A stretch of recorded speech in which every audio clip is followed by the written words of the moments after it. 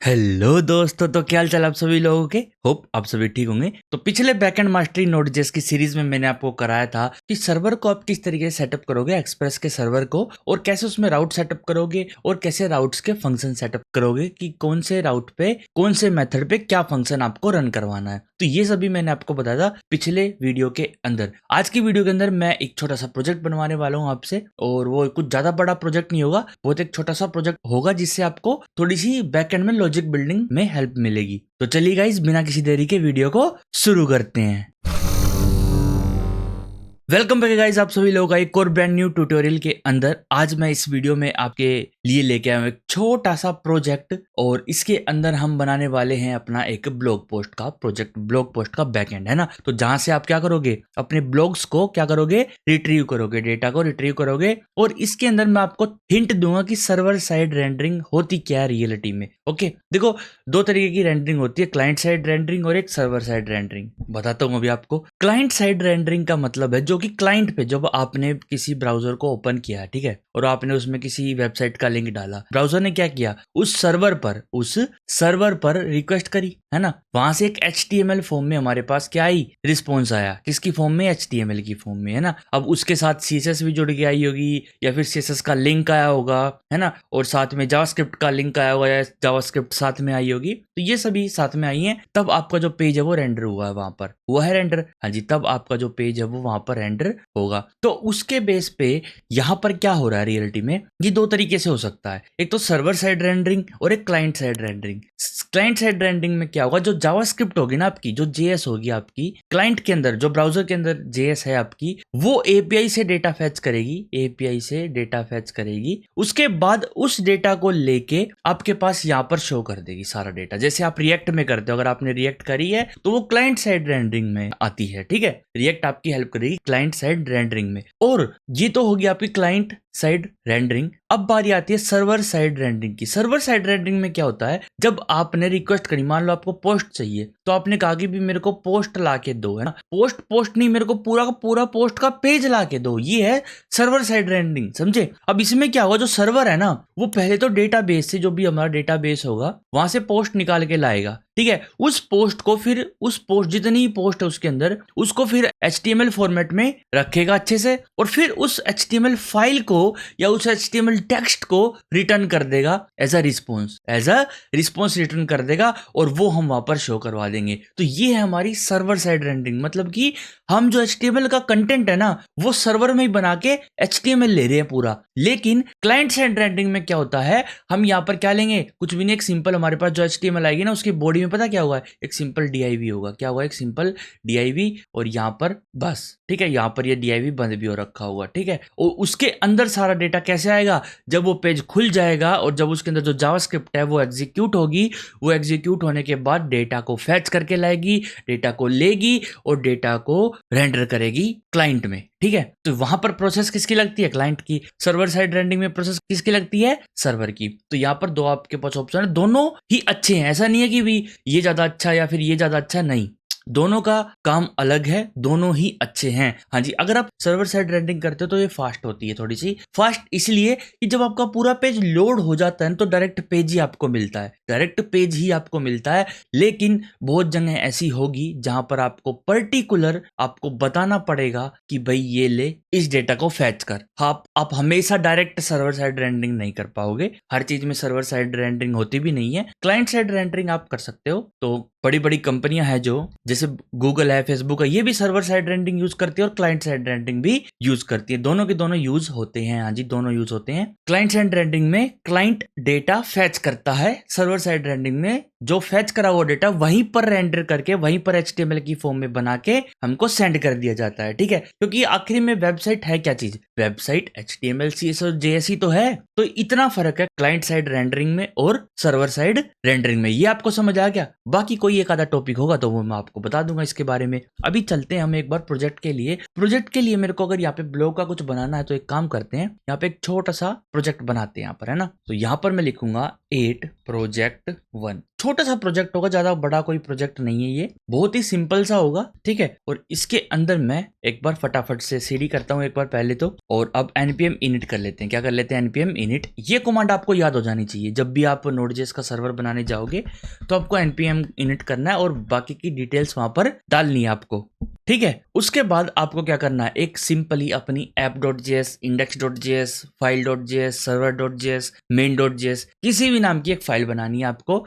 वो आप देख लेना किस नाम की बनाओगे, पर उसी नाम की बनाना जो आप मेन में लिखोगे, ठीक है। जो मेन में लिखी हो या जिस नाम की आप फाइल बनाओगे वो मेन में आके यहाँ पर लिख देना। जैसे इंडेक्स है, अभी इंडेक्स ही रहने देते हैं, ओके। और एक काम करते हैं, हम अपना एक ना फिक्स कर लेते हैं, हम ऑलवेज बनाएंगे server.js से। क्या बनाएंगे, server.js नाम की फाइल बनाएंगे। या फिर बताओ, आप बताओ एक बार कमेंट करके कि किस नाम से बनाई जाए, ठीक है। तो server.js से मैंने बना लिया यहाँ पर। अब मैं स्टार्ट लिखता था ना यहाँ पर, तो थोड़ा सा प्रोडक्शन लेवल में आते हैं धीरे धीरे, कि जब भी आप काम करोगे एज अ प्रोडक्शन, मतलब कि जब आप प्रोडक्शन में काम करोगे ना तो आप स्टार्ट लिखोगे, ठीक है। मतलब कि जब आप अपने बैकएंड को रियलिटी में होस्ट करोगे तो आप npm स्टार्ट करोगे। पर जब आपको क्या करना है, जब आपको डेवलपमेंट में काम करना है, मतलब जब आप बना रहे हो, जब आप टेस्टिंग कर रहे हो, तो आप स्टार्ट करके थोड़ी स्टार्ट करोगे, है ना। तो आप अलग तरीके से स्टार्ट करोगे, वो भी मैं आज आपको बताऊंगा। इसमें लिख देता हूं मैं simple node server.js, node server.js, coma लगाते हैं यहाँ पर। उसके बाद मैं एक और स्क्रिप्ट यहाँ पर ऐड करने वाला हूँ जो कि है dev, और यहाँ पर मैं अब ऐड करूंगा यहाँ पर nodemon server.js, ठीक है। सेव करते हैं। अब एक बार फटाफट से मैं server.js बनाता हूँ, server.js।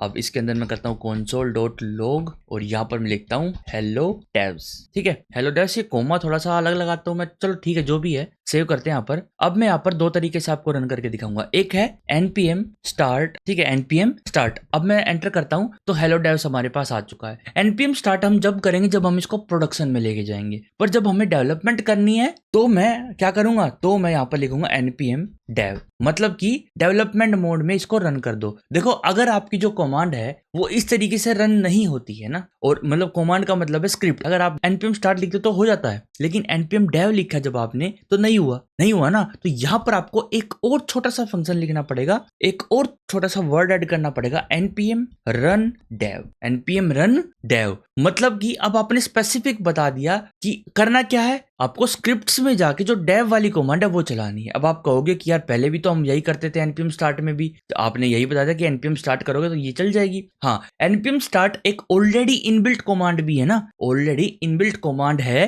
तो जब हमने उसको ओवरराइट कर दिया ना यहाँ पर, जब हमने यहाँ पर एक स्टार्ट नाम की स्क्रिप्ट बनाई ना, तो वो ओवरराइट होगी। जब हम npm start लिखते हैं तो ये वाला चल जाता है ऑटोमेटिकली, ठीक है। जब आप और अपनी कोई कस्टम बनाओगे ना, जैसे डेव नाम की बनाई या फिर किसी भी नाम से बनाओगे, तो आपको यहाँ पे साथ में रन लगाना पड़ेगा। क्या लगाना पड़ेगा, रन। हाँ, रन लगाओगे तो अच्छी बात होती है, ठीक है। आप यहाँ पर भी रन लगाया करो, npm run start, npm run dev। अब एंटर करते हैं। जैसे आप dev लिखोगे तो यहाँ पर हमारा nodemon के थ्रू हमारा जो सर्वर है वो स्टार्ट हो चुका है, ठीक है। अब यहाँ पर हम क्या करेंगे, यहाँ पर हम सबसे पहले एक्सप्रेस को इंस्टॉल करते हैं। तो यहाँ पर मैं लिखूंगा npm i express, एंटर करूंगा और एक्सप्रेस जो है हमारा वो इंस्टॉल हो रहा है। कोई दिक्कत की बात नहीं, होने दो, ये हो चुका है एक्सप्रेस इंस्टॉल। अब इसको यूज करेंगे, npm run dev लिखेंगे यहाँ पर और अपना प्रोग्राम स्टार्ट हो जाएगा। और यहाँ पर मैं लिखूंगा const app equal to express, और एक्सप्रेस को मेरे को इंपोर्ट करना पड़ेगा यहाँ पर, तो इंपोर्ट कर लेते हैं फटाफट से उसको। यहाँ से इंपोर्ट करते हैं एक्सप्रेस को, इंपोर्ट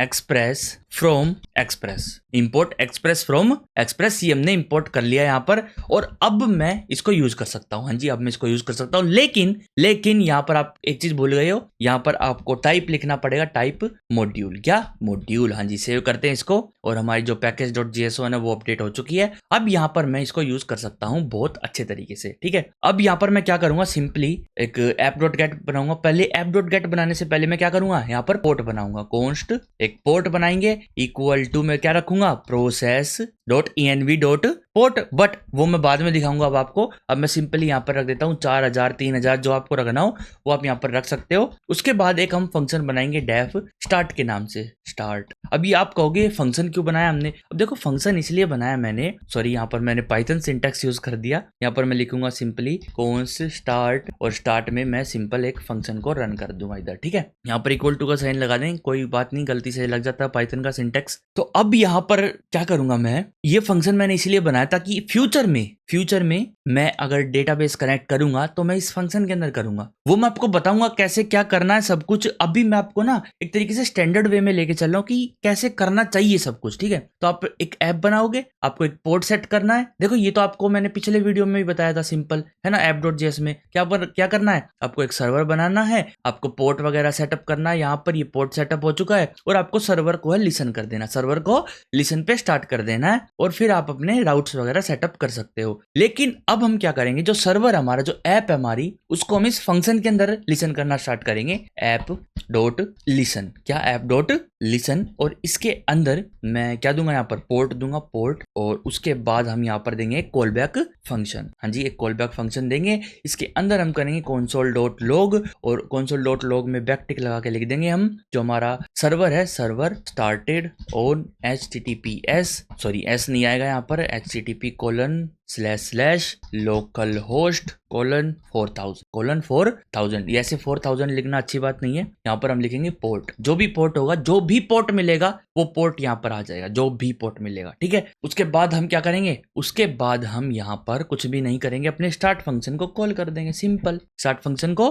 कॉल कर देंगे। और सेव करता हूँ तो यहाँ पर आ चुका है server started on local host 4000। अब मैं क्या करूंगा, अब मैं यहाँ पर इस बीच में मैं अपने राउट्स को सेटअप करूंगा। सबसे पहले मैं एक होम राउट बनाऊंगा अपना, ठीक है, app.get, और यहाँ पर ये जो है स्लैश लगा देंगे और उसके बाद एक कॉल बैक फंक्शन लगाएंगे यहाँ पर, ठीक है। अब एक छोटा सा हिंट देता हूं मैं आपको, जो भी हम राउट सेटअप करते हैं ना, और राउट के लिए जो एड्रेस होता है वो तो राउट है हमारा, पाथ हो गया वो तो हमारा, ठीक है, और ये हमारा मेथड है, आपको पता ही है। यहाँ पर जो ये फंक्शन है ना, कॉल बैक फंक्शन, इसको ना कंट्रोलर भी बोलते हैं। किसको बोलते हैं कंट्रोलर? पर्टिकुलर पाथ पे एक मेथड है गेट, उसको रन करने पर जो फंक्शन रन होता है ना, पर्टिकुलर पाथ पे एक रिक्वेस्ट करते हो जब आप किसी भी टाइप के मेथड की, तो एक फंक्शन रन होता है, उस फंक्शन को ही कहते हैं कंट्रोलर। क्या कहते हैं? कंट्रोलर। हाँ जी, बस एक स्टैंडर्ड सा नाम दे दिया गया है कि कंट्रोलर कहते हैं उसको, ज्यादा कोई बड़ी बात नहीं है, ये सिंपल, ठीक है। अब इसके अंदर हमको क्या मिलेगा, इसके अंदर हमको मिलेगा रिक्वेस्ट और रिस्पॉन्स। मैंने आपको एक टास्क दिया था अपने पुरानी वीडियोस में कि आप इनको रिक्वेस्ट और रिस्पॉन्स को पढ़ो अच्छे तरीके से, इनको कंसोल लॉग करके देखो। जब आपको मैंने टास्क दिया था जब हम HTTP सर्वर में थे, अब आप एक्सप्रेस के रिक्वेस्ट और रिस्पॉन्स को भी पढ़ के देखो एक बार, आपको मजा आएगा। मजा इन द सेंस नॉलेज मिलेगी आपको कि क्या क्या होता है इसके अंदर, ठीक है। और आप इनकी डॉक्यूमेंटेशन भी पढ़ सकते हो, जाके इजीली पढ़ लोगे, कोई दिक्कत नहीं आएगी आपको। तो अब आपको क्या करना है, अब आप यहाँ पे अपने रिक्वेस्ट को हैंडल कर सकते हो। जैसे मैं क्या करूंगा, res.send कर दूंगा, ओके भाई, लो welcome to DC server, DC मतलब डेथ कोड, ठीक है। सेव करते हैं इसको और अब चलते हैं ब्राउजर पर, और ब्राउजर पर हम लिखेंगे लोकल होस्ट 4000, क्या 4000 एंटर करेंगे तो यहाँ पर आ गया वेलकम टू DC सर्वर। तो इतना आपको पता चल गया कि ये किस तरीके से हमने सर्वर बनाया अपना, और एक अपना छोटा सा राउट को सेटअप कर लिया है। अब बारी आती है, एक वेबसाइट है mokaru.com, mokaru.com पे आप जाओ तो यहाँ पर मैंने एक रैंडम डेटा जनरेट करवाया, मतलब कि कुछ ब्लॉग पोस्ट जनरेट करवाई है JSON फॉर्मेट में, टाइटल, कंटेंट, ऑथर और पब्लिश डेट उनकी होगी वहां पर। तो ये मैंने जनरेट करवाई है और डाउनलोड कर लिया, मतलब ये फील्ड आप सिलेक्ट कर लो, इनको आप डिलीट भी कर सकते हो, नई फील्ड ऐड भी कर सकते हो इस ऑप्शन को यूज करके। तो ये सभी आप कर लो और फिर यहाँ पर आप सिलेक्ट कर लो कि कितने आपको रोज चाहिए, कितनी मतलब कि कितने आपको कंटेंट चाहिए, 50 चाहिए जैसे मेरे को, तो 50 मिल जाएंगे। फिर मैंने जनरेट डेटा पे क्लिक करा तो मेरे पास एक फाइल डाउनलोड हो गई है mockdata.json। अब इसको मैं उठाऊंगा यहाँ से और अपने VS कोड में यहाँ पर इस प्रोजेक्ट के अंदर डाल दूंगा, ठीक है। इस प्रोजेक्ट के अंदर यहाँ पर मैं डाल दूंगा इसको, ठीक है। ये मोक डेटा हमारे पास आ चुका है, क्या आ चुका है, मोक डेटा आ चुका है। यहाँ पर आप देख सकते हो फाइल भी अपनी ओपन हो चुकी है। अब मैं दबाऊंगा Alt+Shift+F, जिससे क्या होगा, ये जो डेटा है ये फॉर्मेट हो जाएगा। कॉन्फ़िगर करते हैं इसको प्रीटियर से और ये फॉर्मेट हो गया है, बस ये अच्छे तरीके से आपको दिख रहा होगा। तो ये क्या है, तो ये है एक लिस्ट, क्या है, ये एक लिस्ट है, ओके। अब इस लिस्ट को हम उठाएंगे अपने डेटा के अंदर, कहां से कैसे उठाएंगे वो सभी बताऊंगा आपको, ठीक है। अब इसके अंदर हमारे शायद 50 ब्लॉग्स हैं, लेकिन यहाँ पर एक प्रॉब्लम है, इसके साथ आईडी नहीं आ रखी है ना। तो ये मोक डेटा में डिलीट करता हूँ, नया जनरेट करवाएंगे। यहाँ पर चलते हैं और यहाँ पर एक ना फील्ड ऐड करता हूँ आईडी के नाम से, इसको ऊपर लेके चलते हैं। यहाँ पर एक आईडी के नाम से फील्ड ऐड करते हैं आईडी, और यहाँ पर हम पर्टिकुलर आईडी रखेंगे, ठीक है। तो यहाँ पर हम क्या रखे, टाइप आईडी लिखे, यहाँ पर आईडी, और आईडी में नंबर लिख के देखिए एक बार, नंबर रो नंबर लिख देते हैं तो ऑटोमेटिकली 1 2 3 4 5 6 आ जाएंगे। तो अभी के लिए हमको यही आईडी चाहिए। बाद में जब हम रियल डेटाबेस के साथ काम करेंगे तो हमको अच्छे से वहां पर एक आईडी जनरेट करके देंगे, वो डेटाबेस वाले खुद ही आईडी जनरेट करके देंगे, तो कोई दिक्कत की बात नहीं। अभी के लिए हम सिंपल आईडी में रो नंबर ले लेते हैं, आईडी में रो नंबर ले लेते हैं। उसके बाद मैं क्या करता हूँ, जनरेट करता हूँ। अब ये हमको एक और मॉक डेटा मिलेगा, यहाँ पर ये मिली है हमको मॉक डेटा की फाइल। अब मैं इसको उठाऊंगा और यहाँ पर आकर इस पे डाल दूंगा। अब देखते हैं इसमें, हाँ जी ID 1 ID 2 ID 3 अच्छे से आ चुकी है। अब Alt Shift F दबाऊंगा तो ये फॉर्मेट हो जाएगा, डेटा अच्छे से आपको दिखाई देगा। ठीक है, तो ये आप आराम से यहाँ पर देख सकते हैं 50 ब्लॉग्स हमारे पास आ चुके हैं। कितने आ चुके हैं? 50 आ चुके हैं। यहाँ पर आप लास्ट पे जाके देखोगे तो यहाँ पर 50 है, देखो ID 50, टाइटल ये है और कंटेंट ये है हमारे पास। ओके, तो ये हमारे पास आ चुके हैं यहाँ पर। अब अगर मैं आपको दिखाऊं कि ये जो डेटा है ये मैं फैच कैसे करूंगा, जो फाइल का नाम है ना, पहले तो वो चेंज कर लेता हूँ। यहाँ पर ना ब्रैकेट में 1 लिखा है, उसको हटा लेता हूँ यहाँ पर। ठीक है, और अब मैं क्या करूंगा, देखो दिखाता हूँ अभी मैं आपको। आप क्या करो, यहाँ से इंपोर्ट कर लो, इंपोर्ट यूजर्स फ्रॉम ./mockdata.json। जो भी मोक डेटा का डेटा वो यूजर्स के अंदर आ जाएगा। कहाँ पे आ जाएगा? यूजर्स के अंदर आ जाएगा। अब मैं आपको यहाँ पे console log करके दिखाता हूँ, console.log यूजर्स, और सेव करता हूँ। तो यहाँ पर ऐप जो हमारी क्रैश हो चुकी है। तो ये जो एरर आया ना, ये एरर आना बनता है। जब भी आप कोई नई चीज सीखोगे तो एरर आने चाहिए आपके साथ। जब आपके साथ एरर आएंगे ना, और जब आप उनके साथ काम करोगे, उनके साथ खेलोगे एरर्स के साथ, जब उनको पढ़ोगे अच्छे से कि दिक्कत क्या ही है, ये कह रहा है कि भाई JSON को तुम डायरेक्ट ऐसे इंपोर्ट नहीं कर सकते। ये कह रहा है कि आपको बताना पड़ेगा स्पेशल कि ये आपको एज अ JSON रीड करना है। तो यहां पर हम क्या करेंगे, import user from mockdata.json with type JSON, ये लिखना है आपको, विद टाइप JSON। अब मैं अगर सेव करता हूं इसको तो क्या देखते हैं हम, हमारे पास जितने भी ये स्टूडेंट्स थे ये सारे console log हो चुके हैं यहाँ पर, है ना। तो अब नीचे चलते हैं यहाँ पर, और अब इस console log डॉट यूजर को हटा देते हैं। ठीक है, अब आपको मैं एक चीज बताने वाला हूँ जो कि मैं ऑलरेडी बता भी चुका हूं। तो यहाँ पर आपको क्या करना है, देखो अब आपके पास ना काफी सारे राउट्स होते हैं यहाँ पर। जब भी आप अपनी एक API बनाते हो ना, तो जो आपका डोमेन है उसको एक बार साइड में रखो। कुछ भी डोमेन हो वो, आप अपना सब डोमेन भी बना सकते हो कि API डॉट और फिर आपका domain .com .in .net .org, जो भी आपका डोमेन है वो आप लगा सकते हो। ठीक है, तो इससे पता चल जाता है कि हाँ ये API है। तो यहाँ पर आपकी जो API है ना, वो 2 तरीके का डेटा सेंड कर सकती है। 2 नहीं, वैसे तो बहुत तरीके का डेटा सेंड कर सकती है। एक हो जाएगा आपका डिपेंडेबल डेटा, ठीक है, डिपेंड है जो, और एक है अनडिपेंडेंट। ठीक है, अब अनडिपेंडेंट और डिपेंडेंट में फर्क क्या है? डिपेंड का मतलब है कि आप उसको पर्टिकुलर एक फिक्स चीज में ही रन करवा सकते हो। मतलब कि आपने अगर HTML भेज दिया, यहाँ से HTML फाइल्स भेज दी, तो आप उसको सिर्फ और सिर्फ ब्राउजर में ही रन करवा पाओगे। तो आपको डिपेंड हो गया कि आपको सिर्फ और सिर्फ ब्राउजर में रन करवानी है। लेकिन अगर आप यहाँ से रो डेटा भेजते हो ना, रो डेटा इन द सेंस कि आपने JSON डेटा भेज दिया, JSON, तो ये डेटा क्या है? ये डेटा एक तरीके से ऑब्जेक्ट नोटेशन है। इसमें से आप डिटेल उठाओगे और अपने स्टाइल से, जो स्टाइल आप चाहो, ब्राउजर में, ऐप में, लिनक्स में, विंडो में, कहीं पर भी आप इस डेटा को यूज कर पाओगे एज एन ऑब्जेक्ट। हाँ जी, तो सब लैंग्वेजेस की अपनी अपनी लाइब्रेरी होंगी जो JSON को पार्स करके उनकी खुद की एक पर्टिकुलर इंटरफेस में आपको प्रोवाइड करेंगी। तो ये आपको समझ आया। अब यहां पर आपको इस चीज का थोड़ा सा ध्यान देना है कि जो आप API बना रहे हो वो आप डिपेंडेंट बना रहे हो, अनडिपेंडेंट बना रहे हो, है ना। तो यहाँ पर जो डिपेंडेंट होगी एक तरीके से वो SSR हो जाती है, सर्वर साइड रेंडरिंग। मतलब जब आप पर्टिकुलर किसी चीज पर डिपेंड करके भेज रहे हो, है ना, तो सर्वर साइड पे आप सब कुछ बना के भेज रहे हो, समझे। और अनडिपेंडेंट मतलब आप डेटा भेज रहे हो, लो आपकी मर्जी, इस डेटा को आप कैसे भी सेटअप कर लो। ठीक है, मान लो एक आप बुक सेल्फ ऑर्डर करते हो और उसके अंदर बुक्स लगी लगाई आती है ना, ये आपने बुक सेल्फ ऑर्डर करी और यहाँ पर क्या हुआ, बुक सेल्फ लगी लगाई आई और ये बनी बनाई आई थी बुक सेल्फ। ठीक है, यहाँ पर ऐसे बुक्स रखी। ठीक है, अब आपने क्या किया, ये बुक्स की पूरी सेल्फ ले ली। अब आपको क्या करना है, अब आपको बस इस सेल्फ को रखना है जहां पे आप रख सकते हो घर में वगैरह वगैरह। लेकिन अगर आप लकड़ियां मंगाओ तो आप अपने डिजाइन की सेल्फ बना सकते हो, और आप बुक्स मंगाओ तो अपनी जगह पे पर्टिकुलर आप सेक्शन बन सकते हो कि भाई ये बुक्स मैं यहाँ रखूंगा, ये बुक्स मैं वहां रखूंगा और ये वाली बुक्स मेरे को यहाँ रखनी। तो आपके पास हो गया ना, आपके पास मोर कंट्रोल हो गया डेटा के ऊपर कि भाई आप अपने हिसाब से डेटा को अरेंज कर सकते हो, रख सकते हो, कहीं और रखनी हो, ये बुक्स आपको यहाँ अलमीरा में नहीं रखे, आपको कहीं और रखनी, तो वो आप अपने हिसाब से कर सकते हो। ये बस एक जस्ट एन एग्जाम्पल था। ठीक है, तो यहाँ पर API 2-3 तरीके की हो गई। डोमेन मैंने बता दिया, कुछ भी डोमेन हो, लेकिन कुछ स्टैंडर्ड फॉलो करे जाते हैं कि जिससे आपको पता चलेगा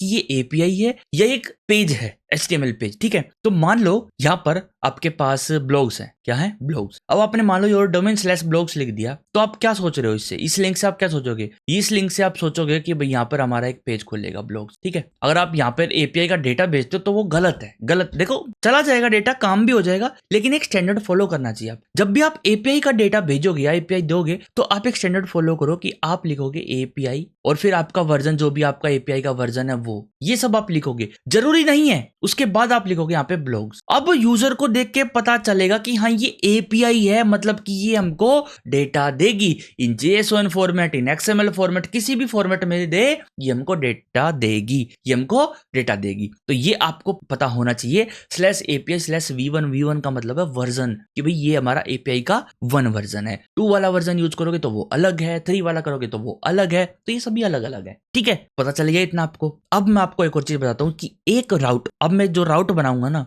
वो ऑटोमेटिकली मान लेना, उसके बाद उससे जो पहले है वहां पर पहले डोमेन है आपका, फिर है एपीआई, फिर है V1, ठीक है। ये आप मान के चलना, ठीक है। उसके बाद मैंने यहाँ पर लिखा ब्लॉग्स, क्या लिखा है ब्लॉग्स। अब ब्लॉग्स का मतलब है कि भाई सारे के सारे यहाँ पर मेरे को ब्लॉग्स चाहिए, तो वहां पे मैं कौन सा मेथड लगाऊंगा, यहाँ पे मैं लगाऊंगा गेट मेथड, ठीक है। क्या क्या लगाऊंगा, गेट मेथड। अब मान लो एक पर्टिकुलर ब्लॉग चाहिए मेरे को, क्या चाहिए, एक पर्टिकुलर ब्लॉग, तो मैं क्या करूंगा, स्लैश, ये सारा डिटो है सेम टू सेम, यहाँ पर लिखूंगा ब्लॉग, और ब्लॉग के बाद मैं दूंगा उसकी आईडी, है ना। तो इसी तरीके से आईडी देते मैंने आपको बताया था, तो इस पे मैं गेट मेथड लगाऊंगा। अब मेरे को एक पर्टिकुलर ब्लॉग डिलीट करना है, तो सेम राउट पे मैं कौन सा मेथड लगाऊंगा, डिलीट वाला। तो एक राउट पे आप अलग अलग मेथड्स लगा सकते हो, पर एक बार आपने जो मेथड लगा दिया उसको अगर दोबारा लगाओगे तो वो ओवरराइट हो जाएगा। क्या हो जाएगा, वो ओवरराइट हो जाएगा। तो एक लिंक पे आप पर्टिकुलर ऐसे मेथड लगा सकते हो डिलीट का, ठीक है। अगर मान लो आपको एक नया ब्लॉग डालना है तो यहीं पर आप एक और मेथड लगा सकते हो पोस्ट का, सिंपल ब्लॉग पे लगा सकते हो ना। उसके बाद आपको क्या करना है, उसके बाद आप चाहो तो पेज का भी लगा सकते हो, कि भी अगर आपको अपडेट करना है पर्टिकुलर ब्लॉग तो आप पेज का भी लगा दो उसी पे।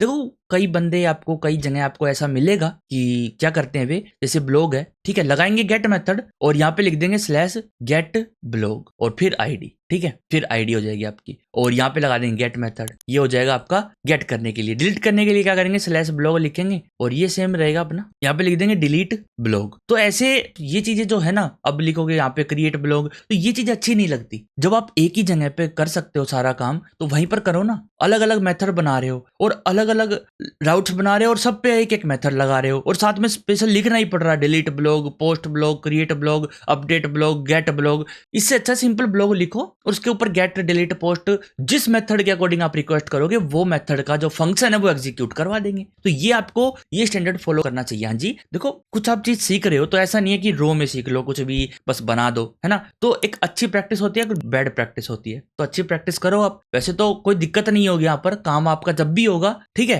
पर एक इस तरीके से यूज करोगे तो आप लगोगे हाँ एक प्रोफेशनल हो आप, हाँ एक आपने अच्छे तरीके से सेटअप कर रखा अपने सिस्टम को, अपने बैकएंड को। तो अब चलते हैं कोड पे, यहाँ पर हम अपना बनाते हैं अब बैकएंड। यहाँ पे मैं बनाऊंगा app.get और उसके बाद मैं लिखूंगा यहाँ पे स्लैश ब्लॉग्स। अब ये ब्लॉग्स मैंने डायरेक्ट लिख दिया है, देखो दिखाता हूँ अभी मैं आपको। यहाँ पर मैं लिखता हूँ REQ, RES इक्वल टू, ये हमारा सर्वर हो गया, हमारा राउट हमारा रेडी हो गया, ये हमारे ब्लॉग्स हैं। अब मैं अगर यहाँ पे RES.send कर दूं ये यूजर्स, तो अच्छा लगेगा, नहीं लगेगा ना। और अब मैं अगर चलूँ वहां पर ब्राउजर पे और मैं यहाँ पे लिखता हूँ स्लैश ब्लॉग्स, तो क्या लग रहा है, किसको पता है यहाँ पे APIs है, नहीं पता ना। तो मेरे को किस तरीके से सेंड करना चाहिए डेटा, मेरे को यहाँ पर डेटा सेंड करना चाहिए API लिख के, है ना। तो आप API लिख लो सिंपल, या फिर V1 चाहो तो लिख लो, वरना आपकी छोटी मोटी API तो सिंपल API लिख के कर लो आप, ठीक है। तो ये आपके ऊपर डिपेंड है कि आपको ये सारा लिखना। एक सेकंड, यहाँ पर आपको स्लैश लगाना पड़ेगा, जरूरी है। और अब चलते हैं यहाँ पर, अब मैं ब्लॉग्स पे चलता हूँ, तो ब्लॉग्स पे हमारे पास है ही नहीं कुछ, है ना। तो अब मेरे को अगर ब्लॉग्स चाहिए तो मैं क्या करूंगा, /API/V1/ब्लॉग्स, ठीक है। तो ये हमारे पास ब्लॉग्स आ चुके हैं, सारे के सारे आ चुके हैं, ये 50 के 50 ब्लॉग हमारे पास अब यहाँ पर हैं। ओके, ये हमने बना लिया एक गेट का, ठीक है। अब सर्वर साइड रेंडरिंग भी आपको बताता हूँ कि सर्वर पे क्या होता है। मान लो जब मैं डायरेक्ट ब्लॉग्स लिखता हूँ ना, तो मैं चाहता हूँ कि HTML की फॉर्म में सारे के सारे ब्लॉग्स आ जाएं, HTML की फॉर्म में सारे ब्लॉग्स आ जाएं। तो देखो अभी मैं आपको एक जादू दिखाता हूँ। यहाँ पर सेंड जो मैं करूंगा ना, वो मैं किस तरीके से करूंगा, एक काम करते, एक स्ट्रिंग बनाता हूँ मैं, ठीक है, एक कॉन्स्ट बनाता हूँ str के नाम से, और इसमें मैं बैकटिक दे लेता हूँ, ठीक है, बैकटिक। और इस बैकटिक के अंदर मैं क्या करूंगा, एक मैप फंक्शन को रन करूंगा। क्या करूंगा, मैप फंक्शन को रन करूंगा। यहाँ पर डॉलर लगाता हूँ और यहाँ पर मैं लिखता हूँ जो हमारे यूजर्स हैं, ठीक है। अब एक चीज और, हमने यहाँ से यूजर्स थोड़ी उठाए हैं, हमने यहाँ से उठाए ब्लॉग्स, तो यहाँ पे इसको नाम चेंज कर लेते हैं। गलती से मैंने यूजर्स लिख दिया था, यहाँ पे ब्लॉग्स लिख लेते हैं। क्या लिख लेते हैं? ब्लॉग्स। यहाँ पर भी हमारे ब्लॉग्स आ जाएंगे और यहाँ पर भी हमारे आ जाएंगे ब्लॉग्स। ठीक है, अब यहाँ पर तो ब्लॉग्स क्यों लिखना है, यहाँ पर मेरे को एसटीआर भेजनी है। कौन सी एसटीआर? ये जो एसटीआर मैं बना रहा हूँ। ठीक है, ये बैकटिक की स्ट्रिंग है। इतना तो जावास्क्रिप्ट आपने कर ही रखा होगा। तो बैकटिक की स्ट्रिंग में हम नॉर्मली वेरिएबल्स को यूज कर सकते हैं। तो यहाँ पर मैं लिखूंगा ब्लॉग्स डॉट मैप। ब्लॉग्स क्या आ रहा है? एक एरे आई है ना हमारे पास, तो जो एरे आ रही है उस पर मैं मैप फंक्शन लगा सकता हूँ। तो उसके अंदर मैं ब्लॉग लूंगा और इस पे मैं लगा दूंगा यहाँ पर एक कॉल बैक फंक्शन, और इसके अंदर भी मैं बैकटिक लेने वाला हूँ। ठीक है, और इस कॉल बैक फंक्शन में जो बैकटिक ली है उसके अंदर मैं यहाँ पर एक तो दूंगा h1। ठीक है, यहाँ पर अच्छे से देंगे। एक सेकंड, Alt Shift F दबाते हैं, यहाँ पर h1, और इस h1 में मैं दूंगा h1 में जो हमारा टाइटल होगा वो स्लैश h1, h1 नहीं h2 कर लेते हैं ना, h3 ठीक रहेगा। अब यहाँ पर मैं लिखूंगा जो भी हमारा टाइटल होगा ना ब्लॉग का, ब्लॉग डॉट टाइटल, ब्लॉग्स नहीं आएगा यहाँ पर, ब्लॉग डॉट टाइटल आएगा, और इसको भी ब्लॉग से हटा के ब्लॉग कर देते हैं यहाँ पर, ब्लॉग डॉट टाइटल। ठीक है, अब h1 के बाद एक p आ जाएगा हमारा। ठीक है, p टैग भी रख लेते हैं यहाँ पर p, और उसके बाद यहाँ पर स्लैश p, और यहाँ पर भी मैं सेटअप कर देता हूँ क्या, अपना ब्लॉग डॉट कंटेंट, है ना, यही है ना। मॉक डेटा में चलते हैं और एक को खोल के देखते हैं। टाइटल है, कंटेंट है, ऑथर आप चाहो तो लिखवा लो, उसके नीचे एक स्पैन टैग रख दो आप,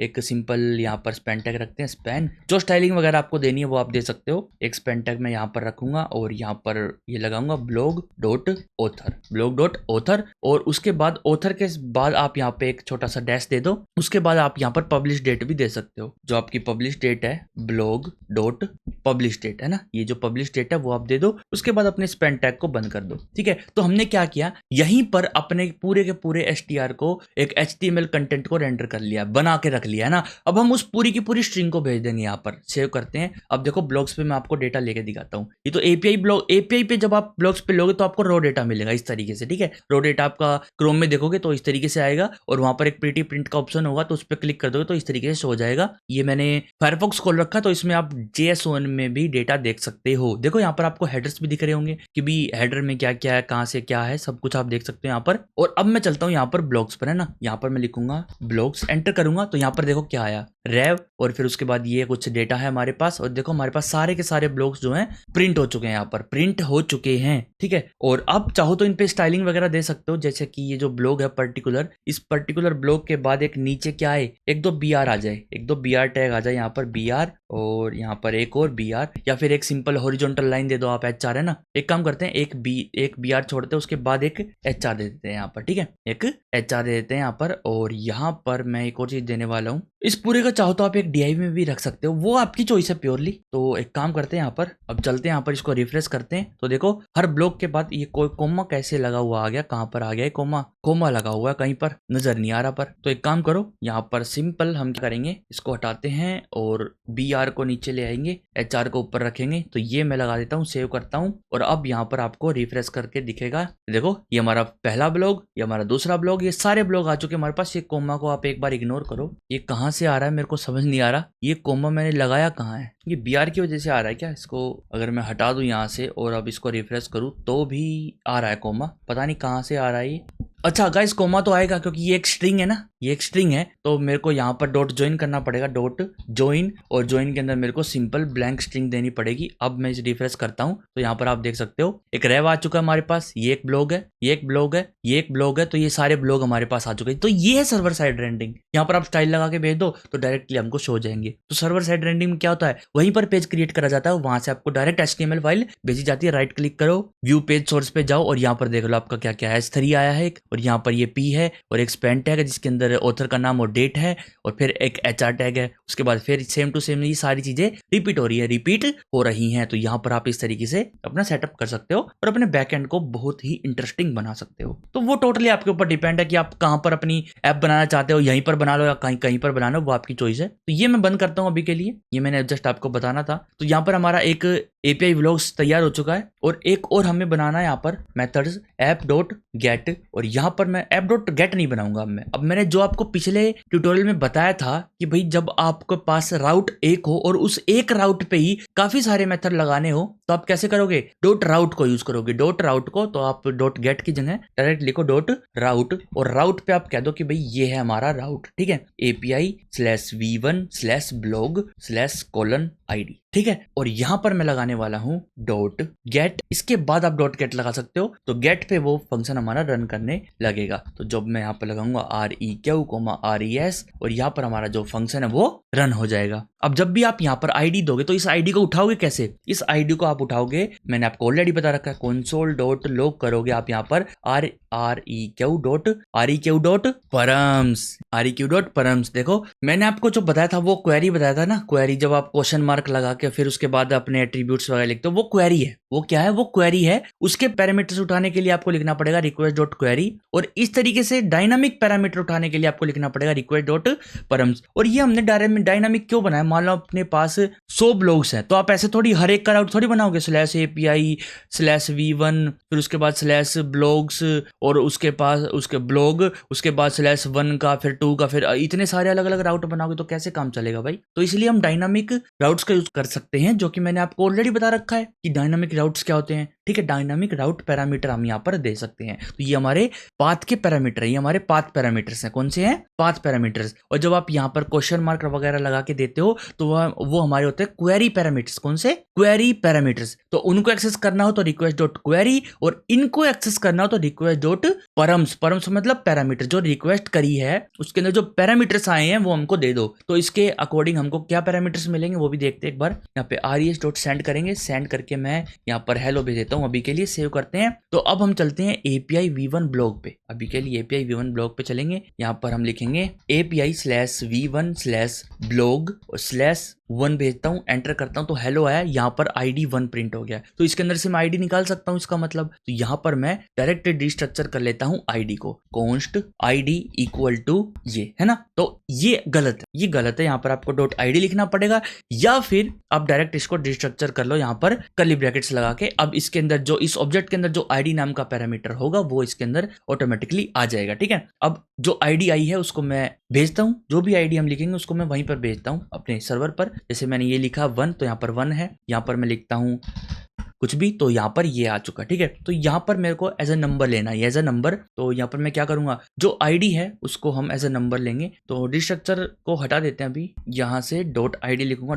.id उसको पार्स कर लेंगे हम इंट में। इंटीजर चाहिए तो यहाँ पर हम इंट में पार्स कर लेंगे, पार्स इंट, ठीक है। पार्स इंट लिख दो, या फिर आप नंबर भी लिख सकते हो, नंबर में पार्स हो जाएगा ऑटोमेटिक, कोई दिक्कत की बात नहीं है। अब आपके पास यहाँ पर ये आ चुका है। अब आपको क्या करना है, जो आपके पास पर्टिकुलर राउट्स आए हैं ना, जो आपके पास पर्टिकुलर ब्लॉग्स हैं, उनमें से उस ब्लॉग को भेज दो जो आपके पास ब्लॉग्स हैं, और ब्लॉग्स में से जो आपके पास आईडी आई है ना उसको यहाँ पर भेज दो। जब आप यहाँ पर लिखोगे, एंटर करोगे, तो यहाँ पर आपके पास गलत डेटा आ जाएगा, ठीक है। यहाँ पर आप लिख दो 1 और हटा के इसको एंटर कर दो। तो यहाँ पर आईडी के हिसाब से मैच नहीं हुआ, तो एक काम करते हैं, इसको हटाते हैं हम अगर इसके थ्रू करेंगे यहाँ पर तो डेटा जो है वैसे तो सही आएगा, लेकिन आपको यहाँ पे ना -1 करना पड़ेगा, -1। अब आपके पास डेटा सही आएगा। देखो 1 लिखा जैसे आपने, तो यहाँ पर 1 का आ गया। अब आप मान लो लिखते हो 34, तो 34 वाला ब्लॉग आपके पास आ जाएगा। लेकिन ये तरीका गलत होता है, हाँ जी ये तरीका गलत है। बस मैंने आपको करके दिखाया, इस तरीके से कर सकते हो, ये गलत है। तो उसके लिए आप क्या करोगे, यहाँ पर आप फाइंड फंक्शन लगा सकते हो। हाँ जी, हम यहाँ पर एक वेरिएबल बनाएंगे, const blog इक्वल टू जो हमारे ब्लॉग्स है ना उस पे फाइंड फंक्शन लगा दो। क्या लगा दो, एक फाइंड फंक्शन लगा दो, और फाइंड के अंदर कॉल बैक देना पड़ता है आपको, ठीक है। कॉल बैक, और कॉल बैक के अंदर आपको रिटर्न कौन सा करवाना है, जो ब्लॉग है आपके ब्लॉग, उसमें से जो ब्लॉग है ना, जैसे जो आईडी हमको मिली है, तो blog.id जब इक्वल हो किसके, जो आईडी हमको मिली है इस आईडी के जब इक्वल हो, तो वो वाला ब्लॉग हमको रिटर्न कर दो इस ब्लॉग के अंदर। और इस ब्लॉग को मैं सेंड कर दूंगा कहां पर, res.send, और यहां पर मैं ब्लॉग को सेंड कर दूंगा। सेव करते हैं, तो अब हमारे पास डेटा आएगा। एंटर करता हूं तो 34 आ रहा है, और अगर मैं लिखता हूं यहां पर 12, तो 12 वाला ब्लॉग भी हमारे पास आ रहा है। तो पर्टिकुलर आईडी के अकॉर्डिंग हम पर्टिकुलर डेटा को, पर्टिकुलर ब्लॉग को उठा पा रहे हैं। तो यही हमारी एपीआई। अगर आपने कहीं पर रिएक्ट करी है तो एपीआई जब यूज करते हो तो ऐसा ही तो होता है, ऐसा ही तो होता है। तो यहाँ पर ये तो हमारा गेट फंक्शन हो गया। अब आ गया .delete का, .delete। अब बारी आती है डिलीट की, तो डिलीट भी हम करेंगे। देखो जो ब्राउजर है ना हमारा, ये जो ब्राउजर है ये सिर्फ और सिर्फ गेट रिक्वेस्ट ही कर सकता है। हाँ जी,